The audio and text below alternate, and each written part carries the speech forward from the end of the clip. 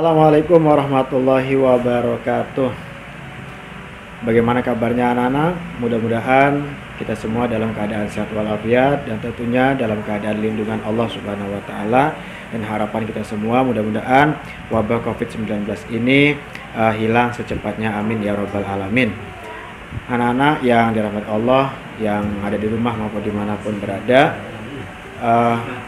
untuk kali ini kita sudah memasuki pada materi ataupun pertemuan yang kedua, yaitu pada pelajaran 2, yaitu tentang mata pencarian masyarakat Arab sebelum kedatangan Islam. Nah, kita kocek bareng-bareng dan kita simak apa sih mata pencarian masyarakat Arab sebelum Islam datang. Yang pertama, masyarakat Arab memiliki kebiasaan ataupun mata pencarian yang bermacam-macam diantara, dan salah satunya adalah berdagang.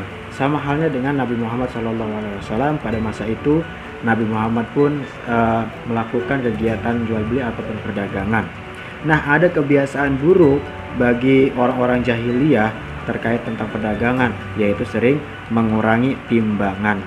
Menurut anak-anak nih, bagaimana tentang kegiatan ataupun kebiasaan masyarakat Arab tersebut? Apakah baik apa tidak yang namanya mengurangi timbangan tersebut? Misalkan contoh anak-anak nih, kalau udah besar ataupun saat ini ya berjualan yang berat-berat lah, seperti menjual gula ataupun jual beras, jual apa saja yang menggunakan media ataupun alat timbangan, jika kita kurangi, apakah itu benar apa salah? Secara Islam memang itu adalah salah, karena memang merugikan si pembeli, untung bagi si penjual. Nah, itu nanti larinya ke riba. Ya, awas nih anak-anak, usahakan nanti kalau udah besar jadi pengusaha ataupun pedagang sukses, usahakan jangan yang namanya kita mengurangi ataupun berbuat curang. Allah pun menyentil kita dalam surat Al-Mutaffifin, bunyinya Bismillahirrahmanirrahim. Wailul lil mutaffifin. Kecelakaan bagi orang-orang yang berbuat curang, ataupun neraka wail bagi orang yang berbuat curang. Curang apa saja yang memang merugikan orang lain, itu ganjaran ataupun balasannya neraka wail. Sudah dibahas waktu minggu-minggu lalu, neraka wail itu adalah neraka yang sangat dasar sekali. Neraka dasar-dasarnya neraka jahanam yang sangat panas. Mau tidak kita masuk neraka wail? Kalau memang mau banget masuk ke neraka wail, yuk kita berbuat curang. Nah, tidak. Otomatis kita harus menghindari yang namanya perbuatan curang. Karena curang, kata Pak Guru juga, itu adalah hal yang membuat orang lain menjadi rugi.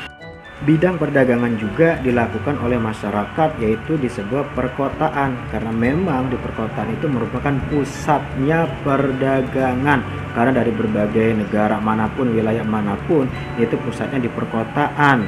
Apalagi pada musim haji, banyak sekali orang yang berjualan ataupun berdagang musiman. Jelas di musim haji itu mendapatkan suatu keberkahan. Apa saja dagang, mau dagang batu-batuan, dagang kain, dagang sutra, dagang apa saja di situ, karena memang dagang musiman di situ memiliki keuntungan yang sangat besar. Bukan keuntungannya tapi keberkahannya, karena memang pada saat itu pada musim haji, sehingga banyak negara-negara tetangga ataupun wilayah luar pun yang masuk ke kota Mekah, karena memang kota Mekah merupakan pusatnya perdagangan. Mekah bukan saja pusat perdagangan, melainkan Mekah itu merupakan jalur perdagangan dunia yang terpenting, karena kota Mekah memiliki ataupun menghubungkan dua wilayah jazirah. Yang pertama jazirah utara dan jazirah selatan, sehingga kebiasaan-kebiasaan bangsa Arab tersebut ataupun bangsa Quraisy, masalah perdagangannya itu sampai dikisahkan dalam Quran surat Al-Quraisy ayat 1 sampai ayat 4. Bismillahirrahmanirrahim. Li'ilafi Quraisy ilafihim rihlatash syita'i was-shaif, yang artinya karena kebiasaan orang-orang Quraisy, yaitu kebiasaan mereka bepergian pada musim dingin dan musim panas. Yang ketiga, falyabudu rabb hadzal bait, maka hendaklah mereka menyembah Tuhan pemilik rumah ini, yaitu Ka'bah. Siapa? Allah. Yang keempat, allazi at'amahum min ju'i wa amanahum min khauf, yang telah memberi makanan kepada mereka untuk menghilangkan rasa lapar dan mengamankan mereka dari rasa ketakutan. Itu adalah kisah bangsa orang Quraisy yang mengadakan perjalanan kegiatan berdagang pada dua musim, yaitu musim panas dan musim dingin. Subhanallah, sehingga termaktub dalam mushaf atau dalam Al-Quran surat Al-Quraisy dari ayat 1 sampai ayat 4 tersebut. Bangsa Quraisy melakukan 2 kali perjalanan perdagangan. Ya, yang pertama yaitu perjalanan ke Yaman pada musim dingin dan perjalanan ke Syam pada musim panas ataupun musim kemarau. Bangsa Quraisy menjadi kaya disebabkan perdagangannya. Ya, kelompok pedagang kaya yang hidupnya adalah dalam kemewahan, sedangkan kelompok pedagang yang pas-pasan hidup dalam kondisi kemiskinan yang sangat menyedihkan. Sungguh terlalu. Maka sebagai pusat perdagangan pada waktu itu sudah terpengaruh pada sistem riba yang dibawa oleh bangsa-bangsa lain. Sistem perdagangan dengan cara riba dapat melahirkan keuntungan yang sangat besar bagi kelompok perdagangan yang kaya dan merugikan kelompok-kelompok pedagang yang pas-pasan ataupun bermodal seadanya. Itu makanya sistem di sana itu 1 sistem curang dan 2 sistem riba, sehingga Allah pun menyentil wa ahallallahu al-bai'a wa harramar riba. Allah menghalalkan yang namanya jual beli dan mengharamkan yang namanya aktivitas ataupun jual beli dengan sistem riba. Nah, perlu anak-anak diketahui bahwasanya istilah riba berasal dari bahasa Arab yang artinya adalah ziyadah atau tambahan atau lebihan. Misalnya suatu hari si Junaid ya memiliki beras bagus seberat 1 kilo. Nah, di situ ada si Abdul Gaprot memiliki beras jelek 2 kilo. Nah, si Junaid ingin menukarkan kepada si Gaprot beras jeleknya dengan beras yang bagusnya kepada si Junaid, dicampur, dioplos. Nah, supaya apa? Supaya mendapat keuntungan. Oh, si Junaid mah berasnya bagus, sedangkan si Abdul Gaprot berasnya jelek, tapi ukurannya 2 kilo ditukar dengan beras bagus. Itu pun tidak boleh, karena memang Islam yang melarang kegiatan riba tersebut, bukan Pak Guru, bukan siapapun.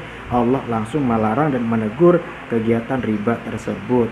Ya, barang bagus ditukar dengan barang jelek, barang jeleknya ada 2 ditukar dengan barang bagus 1, itu pun tidak boleh. Itulah sistem pada masa orang-orang Quraisy yang memang sangat nakal sekali dalam hal perdagangan. Di antaranya Pak Guru simpulkan, yang pertama berbuat curang dan berbuat riba. Itulah sedikit materi tentang mata pencarian bangsa Arab sebelum datangnya Islam. Untuk anak-anak silakan untuk tugasnya yaitu pada halaman 14 sampai halaman 15. Silakan itu dikerjakan di rumah. Nanti kalau memang sudah selesai boleh dibawa di sekolah kapan saja waktunya, tapi jangan lama-lama, jangan 2 minggu dikumpulkan, minimal 1 minggu ya. Itu saja yang dapat Pak Guru sampaikan terkait materi sejarah kebudayaan Islam tentang pelajaran 2, yaitu mata pencarian bangsa Arab sebelum datangnya Islam. Terima kasih, sampai jumpa dan semoga kita semua sehat selalu, amin ya rabbal alamin. Wassalamualaikum warahmatullahi wabarakatuh.